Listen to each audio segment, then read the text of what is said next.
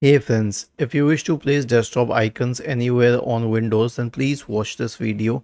I will guide you through the resolutions.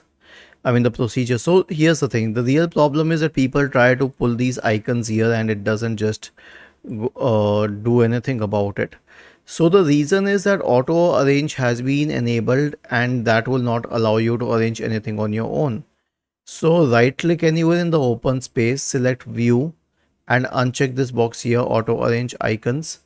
Now try to pull an icon here and you will be able to pull it anywhere on the desktop. Okay, it's just working.